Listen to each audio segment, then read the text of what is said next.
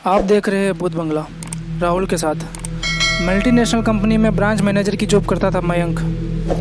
एक दिन मयंक को ऑफिस से घर जाने के लिए लेट हो गया था। सर्दी का मौसम होने के कारण रात भी जल्दी हो गई थी। ठंड भी बहुत बढ़ चुकी थी। रास्ते में चलते चलते मयंक को अचानक एक आवाज़ सुनाई दी, रुक जाओ। मयंक वहीं रुक गया और उसने पीछे मुड़ के देखा, लेकिन पीछे कोई नहीं दिखाई दिया। फिर से उसे वही आवाज़ सुनाई दी, सामने देखो। जैसे ही मयंक ने सामने देखा, उसे ज़मीन पर एक चमकती हुई चीज़ दिखाई दी। मयंक दौड़कर उस चीज़ के पास गया और देखा तो यह कोई साधारण चीज़ नहीं थी, बल्कि एक चमकता हुआ हीरा था। मयंक ने उस हीरे को हाथ में लिया।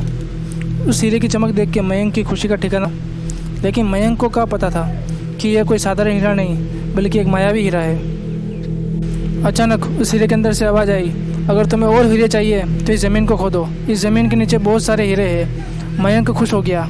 उस हीरे को अपनी जेब में डाला और ज़मीन खोदना चालू किया। लगभग 2 फीट खोद काम करने के बाद अचानक मयंक डर गया और चिल्लाने लगा। इसके कारण उसका संतुलन खो गया और वह ज़मीन पर गिर पड़ा, क्योंकि उस गड्ढे में हीरे मोती नहीं बल्कि इंसान का कटा हुआ सर था। अचानक वह सिर हवा में उड़ने लगा और बोला, डरो मत, मैं तुम्हें कोई नुकसान नहीं पहुंचाऊंगा। मैं तुम्हें बहुत सारे हीरे जवाहरात दूंगा, बस मेरी बात ध्यान से सुनो और मैं जहाँ जाता हूँ वहाँ मेरे पीछे पीछे आओ। फिर वो सर हवा में उड़ने लगा और जंगल की तरफ बढ़ने लगा। करीबन 1 किलोमीटर चलने के बाद वह सिर रुक गया। मयंक भी रुक गया। फिर उस सर ने मयंक से कहा, इस ज़मीन के भीतर बहुत सारे हीरे जवाहरात छुपे हुए हैं, इस ज़मीन पे खोदो। मयंक खुश हो गया और इस ज़मीन को खोदना चालू कर दिया। खोदते खोदते इस ज़मीन के नीचे हीरे मोती तो नहीं बल्कि एक सिर कटा हुआ धड़ मिला। फिर उस सर ने मयंक से कहा, अब तुम्हें एक आखिरी काम करना होगा, उसके बाद मैं तुम्हें माला माल कर दूंगा। तुम्हें कहीं से भी 1 लोटा खून लाना होगा। मयंक बोला, 1 लोटा खून मैं कहाँ से लेके आऊँगा? उस सिर ने कहा, चलो मेरे साथ।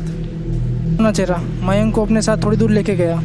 वह उसे एक इंसान चलते हुए दिखाई दिया। वो सिर बोला, इस इंसान को मार दो और खून लेकर आओ। मयंक डर गया और बोला, नहीं नहीं, मुझसे ये नहीं हो पाएगा।